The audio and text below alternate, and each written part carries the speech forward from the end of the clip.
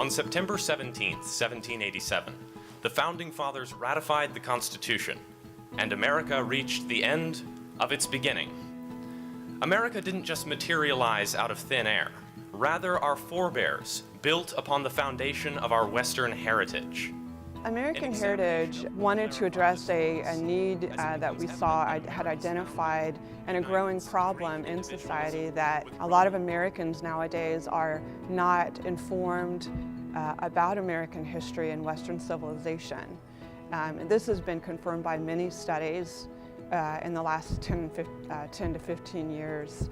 So we wanted to address that. But for the United States, what idea could be more American? The freedom to practice one's faith. The Puritans and the Quakers knew this best, for it is for that reason that they came to the United States. We also wanted to encourage college programs and students to study American history, philosophy, and civics, so that they could become informed citizens. We believe that it's important that citizens are educated in our republic. Because when they're educated, they can participate in our civic process and they can defend our rights, our freedoms as individuals in society. So these students are an example of young people who will become hopefully productive citizens and contributors in our society. One of these important contributions would be the Magna Carta, which served as a regulator for what the king could and could not do. One of the great contributions of this particular competition that we're having is to redirect attention to the need to get back to the teaching of genuinely serious subject matter about our civilization, about our nation, about its history, and about what we have to understand in order to keep it all going. We'll now proceed to the short answer portion of the competition. There will be two types of questions. We wanted to help students to have an opportunity to further their studies in American history, civics, political science, philosophy, and just encourage them to continue their study. Into an alliance with the rebellious American colonies after a battle in 1777. What is the name of this battle? Battle of Saratoga? Correct. We have a particular interest in Bible-based principles of America's heritage and how the Bible influenced America's founding. In Deuteronomy 19:21, Moses enunciates a principle that requires proportionality between a crime and his punishment. How does Moses express this principle? An eye for an eye and a tooth for a tooth. Correct. What we might call the traditional issues of history, military history, political history, history of ideas, history of technology, these things are disappearing from academic history. There's opportunities for us to create alternatives, and the way to do that is to create ways in which students and their teachers can demonstrate their excellence, demonstrate their knowledge of these great issues. Hopefully, this program will encourage students to ask colleges and their teachers to teach these subjects, and schools will be encouraged to teach them. In October 1517, he drew up a list of theological issues to be debated. He nailed this list to the door of the church. Martin Luther. Correct. Who's Martin Luther? Reformation follow-up. In recognition of them, they all received scholarship prizes according to their order of finish, which they just received, and also one of our resources, the Miracle of America. So we're very proud of them. They all did really well, and we're looking forward to having those schools compete next year. And here, America's foundation of religious liberty was laid. Here, we gather an understanding of the First Amendment, that Congress shall never prohibit our right to worship as we will and to speak freely. Know thyself. This carries with it an important understanding of law, virtue, and governance.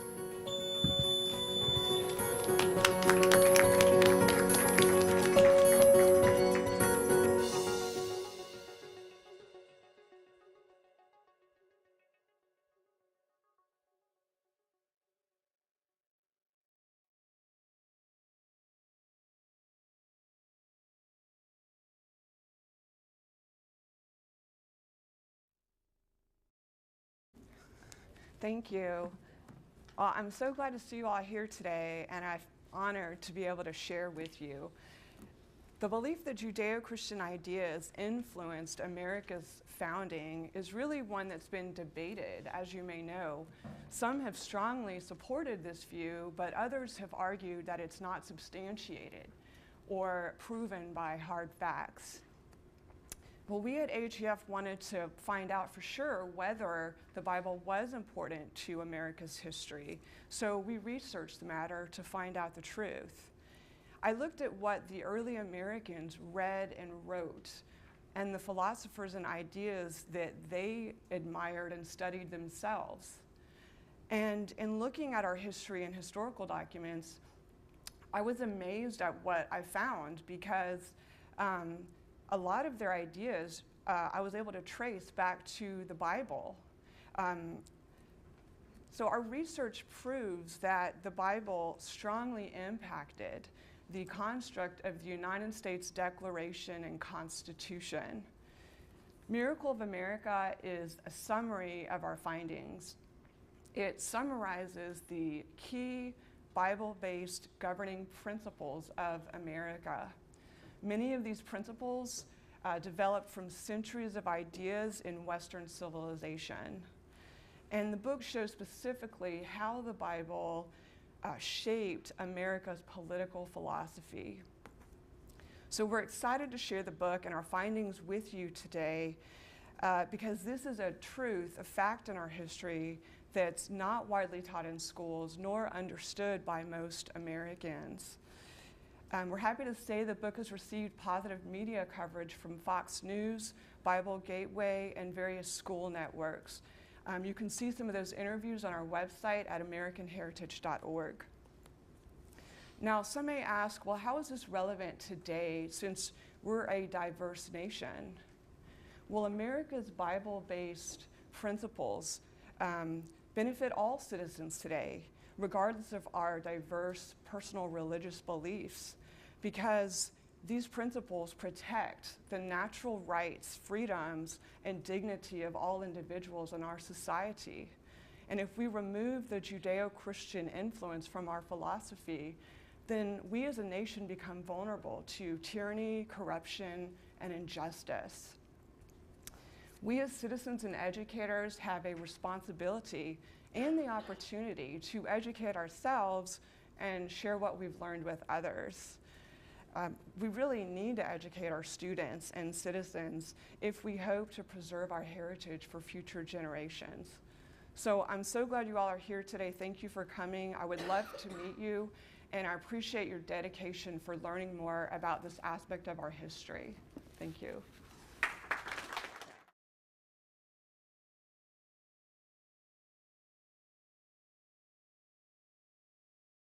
Meanwhile, should America's schools teach kids about the influence of the Bible on America? Bill O'Reilly got into that with some guy named Matt Lauer.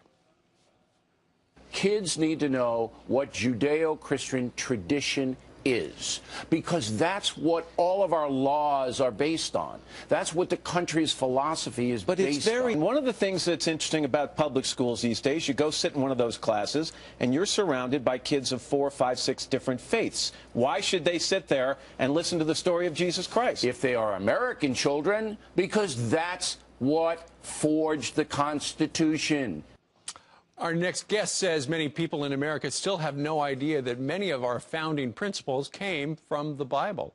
Angela Kamrath is the vice president of the American Heritage Educational Foundation and the author of the textbook, The Miracle of America. Good morning to you.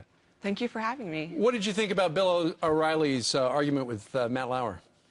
Well, I think that schools are allowed to teach about religion. There's a need and legal right for them to teach it. Sure. And really, and this is one of the reasons that you wrote the textbook, is the Bible was, in some ways, essentially the instruction manual for the country of America. It was. They looked to the Bible as guidance in building a civil society. And, you know, the founders really created the first greatest experiment in which people came together to form a new nation with new ideas. All right, let's take a look at some of the ideas new to America. For instance, the Mayflower Compact came from where in the Bible? It came from Isaiah 33. The Pilgrims signed an agreement to come together and form a civil society, and they looked to God as their authority to sanction that agreement. In doing that, they referred to Isaiah 33, which says, God is our judge, lawgiver, and king. All right. What about popular sovereignty? Where'd that come from? Another idea is popular sovereignty, which was the idea that all humans are equal in standing, so political power resides with all of the people, not just one person. That came from Genesis 1, where God created mankind and gave dominion to all people, not just one person. How about resistance to tyranny? That's something big these days. That emerged during the American Revolution, and there was a debate during that time over whether it was biblical to go to war with Britain. And the debate centered on Romans 13, which describes the role of government as a minister of good works and a force against evil. It instructed people to submit to authority. Sure. So for the people who are trying to scrub God from the public place, you know, get in God we trust off the money, get rid of God, and all references to Christmas and stuff like that. You look at our history, and the Bible was what we base so much of our country on. That's exactly right. Our nation was shaped by Judeo-Christian ideas, and we can see that in our political philosophy, our culture, and our civic institutions.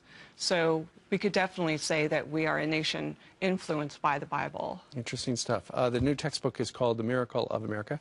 Angela, thank you very much for joining us today from Houston. Yes, I am. All right. And you can find out more at miracleofamerica.net. Very good.